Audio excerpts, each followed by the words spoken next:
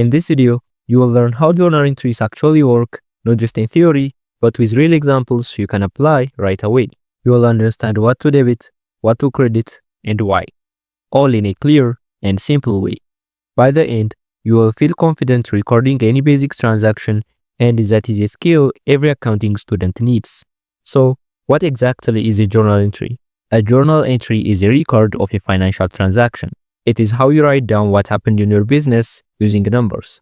Every time money moves, whether you are spending it, earning it, or transferring it, it gets recorded through a journal entry. But here is the key part. In accounting, every transaction has two sides, a debit and a credit.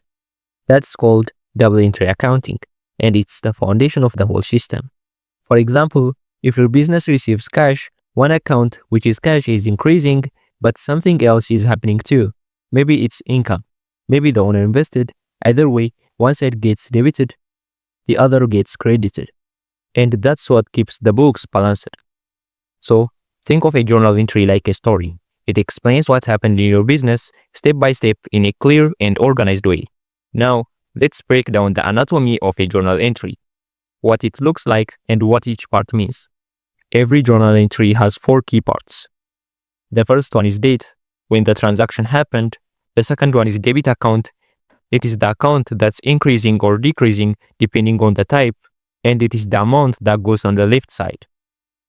The third one is credit account, and that is the account on the other side of the transaction, and it's the amount goes on the right side.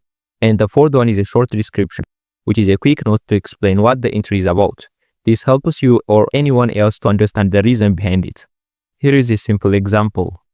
As you see here, the date is January 5, and the debit account is cash, which is $1,000, and the credit account is owner's capital, which is also $1,000, and the reason or a short description of the transaction is owner invested cash into the business. So that's the full structure, which is a clear, organized, and balanced structure of a journal entry. Now let us see real-life journal entry examples. So let us start with a simple one.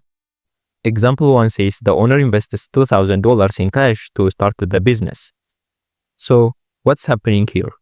The business receives cash, that's an asset, and it's going up. And the owner investment increases equity, and equity is also going up.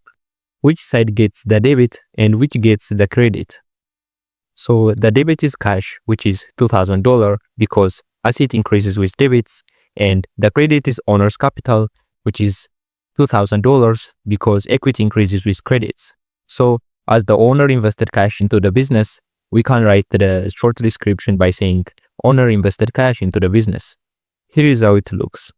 So as you know, assets go up with debits and equity goes up with credits.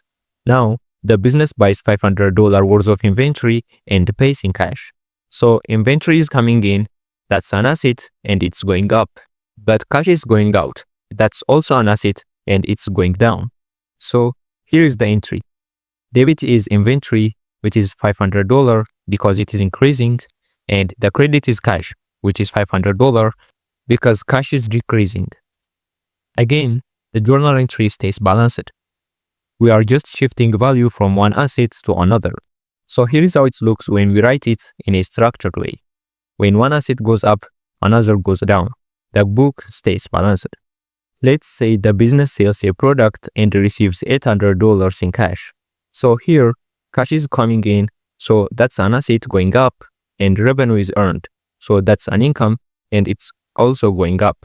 So we debit cash, which is $800 because asset is increasing, and we credit sales revenue, which is also $800 because revenue is increasing. And here is how it looks when we write the journal entry in a structured way. And here is a common business expense, which is paying $1,000 rent. Here, rent expense increases and cash decreases. So using this information, we can write the journal entry in a structured way like this. And expenses go up with debits, cash goes down with credits.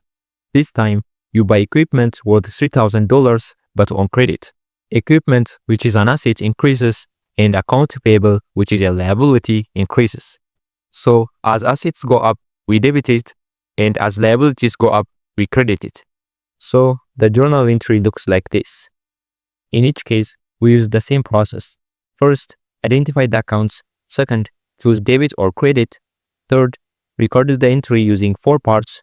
Fourth, understand the logic behind it. Once you follow this method consistently, journal entries become second nature, and everything else in accounting starts to make sense. Before we wrap up, let's go over some mistakes students often make so you can avoid them early. Mistake number 1 is thinking a debit always means increase. A debit doesn't always mean you are adding something. Debit increases assets and expenses, but they decrease liabilities, equity, and revenue. It all depends on the type of account. So, always think in terms of account behavior, not just directions. Mistake number 2 is confusing revenue with cash. Many students think that earning money always means cash comes in, but that's not always true. Sometimes you earn revenue on credit, meaning you haven't received the cash yet. This means that revenue and cash are not the same. Cash is an asset, revenue is an income. They follow different rules. Mistake number 3 is not balancing both sides. Every journal entry must have equal debits and credits. If your entry doesn't balance, it's not valid. Always double check that total debits is equal to total credits. No exceptions. Mistake number 4 is forgetting to label transactions. You should never skip the description of what happened. Every journal entry should include a short note like to record owner's investment or paid rent for January. This helps anyone reviewing your books understand the reason for each transaction. Avoiding these mistakes will make your accounting stronger, clearer, and way more professional. So, don't just memorize, try to understand it. If this video helped you finally understand journal entries, hit the like button so more students can find this too. Subscribe for more simple, clear accounting lessons just like this. And if you have gotten any question, drop them in the comments and don't forget to share this video to your classmates.